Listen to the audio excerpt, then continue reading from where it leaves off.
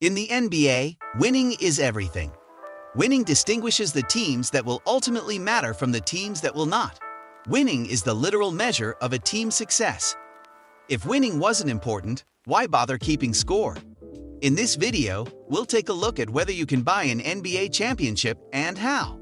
While we can all agree that winning is important, determining how valuable winning is can be difficult. After all, there are numerous variables that contribute to a team's pursuit of the elusive die, and it can be difficult to keep track of them all. But let's not forget what we already know about winning in the NBA. Unlike the NHL and NFL, the NBA has a so-called soft cap, which allows teams to exceed the league's set threshold due to a number of significant exceptions. As a result, most teams are perpetually over the salary cap. With the cap for the upcoming 2022-23 season set at $123.655 million, several teams, including the infamous Golden State Warriors and Los Angeles Clippers, have already exceeded it. Over the last 5 years, the Warriors have been the most expensive team in terms of spending. They exceeded the cap and paid the luxury tax each of those 5 years, spending approximately $757 million. This season, the San Francisco-based team has a league-high $170.2 million tax bill and counting after signing Jordan Poole to a $140 million extension on Saturday. Andrew Wiggins also signed a 4-year, $109 million contract with the team. These additions significantly raise their salary costs. There are 10 NBA players scheduled to make more than $40 million in on-court salary in 2022-23. In addition to 41 players scheduled to make more than $30 million. The Warriors already have some of the highest-paid players in the league on their roster, with Steph Curry earning the highest annual salary in the NBA at $51.9 million and Klay Thompson ranking 10th at $43.2 million.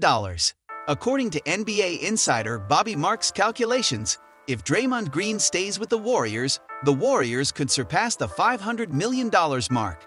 The Warriors have a total active payroll of $193,374,102 to spend on their players, just ahead of the Los Angeles Clippers, who have a total active payroll of $192,300,549.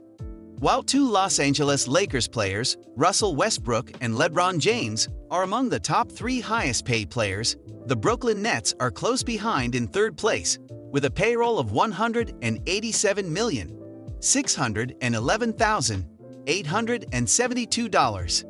This season, their superstar Kevin Durant is among the top 5 highest-paid players. The Milwaukee Bucks come in second with a payroll of $181,722,210. As the drama surrounding NBA free agency fades, the shape of free agents and their availability becomes clearer. A player who is not a free agent can often be signed if his team buys him out. Many players have been bought out in recent years so that they can sign with other teams, such as LaMarcus Aldridge with the San Antonio Spurs or Blake Griffin with the Detroit Pistons. Rajon Rondo, who left the Memphis Grizzlies and signed with the Los Angeles Lakers, was the most recent player to be bought out. The NBA's buyout market has been a big part of the offseason. Players on large contracts are encouraged to be bought out so they can sign with any team because their current team cannot afford their contract or is not interested in keeping the player. However, this is only one example of why a player might be bought out. So let's look at some of the most common reasons why NBA teams buy out players. A team may buy out a player for a variety of reasons. It is almost always the result of a mutual decision between the player and the team to part ways. Depending on what is decided, the agreement could result in either the entire salary being wiped off the team's books or a portion of it being reduced. The team does not want to keep the player against his will, so they pay him to leave the team and cancel the contract. Dwayne Wade's time in Chicago, for example, was unremarkable and resulted in one of the largest contract buyouts in recent NBA history.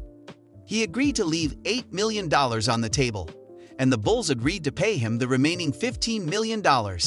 This freed up $8 million in cap space for the Bulls. The move saved the franchise money because Wade agreed to forego a portion of his salary, and it gave the team cap flexibility. Another reason for a buyout is when the player does not fit the team's timeline. For example, the Detroit Pistons, a rebuilding team, acquired DeAndre Jordan in a trade and then waived him because he is a 33-year-old center who appears to be nearing the end of his career. Furthermore, teams such as the Oklahoma City Thunder and the Detroit Pistons would sign players on large contracts in exchange for draft assets, only to buy out the player because he wasn't expected to play with the team in the first place. Players can request buyouts, but this does not guarantee that they will be granted. Teams have the option to refuse. Another way to get rid of a player's salary quickly is to extend his contract for several years. For example, even though he hasn't played in an NBA game in years, the Los Angeles Lakers continue to pay Luol Deng millions of dollars. This enables the team to reduce the player's salary for that year and pay smaller amounts over time. The NBA's new CBA prohibits teams from re-signing former players in the same season, as the Cleveland Cavaliers did with Zydrunas Ilgauskas in 2010.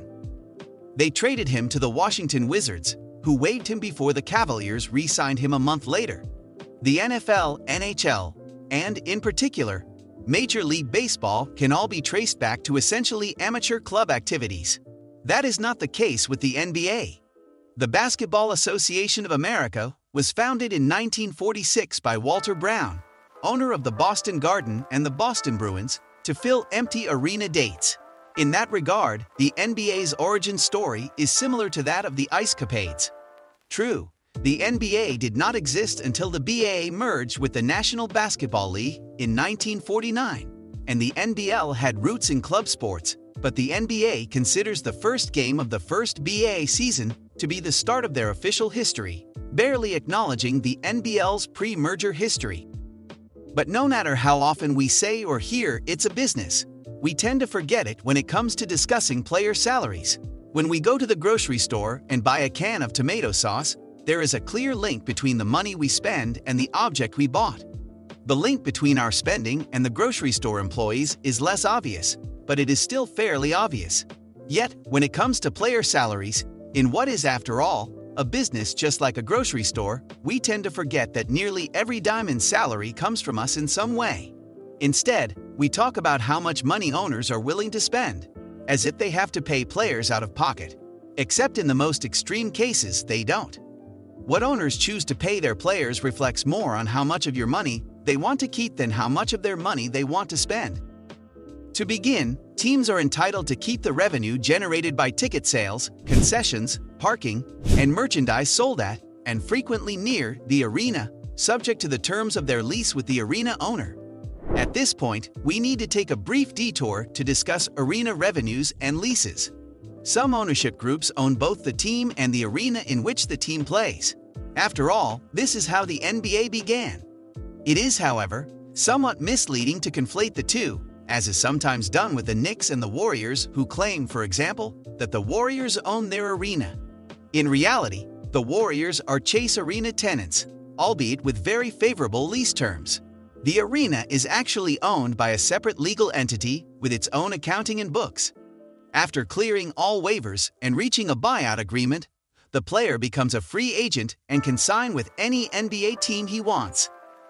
Wins are a limited resource, and all teams have one thing in common. They use salary to pay players to go out there and win. So, which teams make the most of their resources? To effectively answer that question, we must first determine how we will define value. Again, as the annual "what does the V in MVP?" debate demonstrates, this isn't easy. But at its core, value is comparing what you get to what you paid.